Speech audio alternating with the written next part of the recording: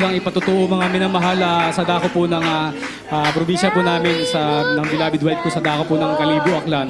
Tunay po na napatunayan ko po at nasaksihan ko po ang kapangyarihan ng pinakamamahal na Panginoon Jesus.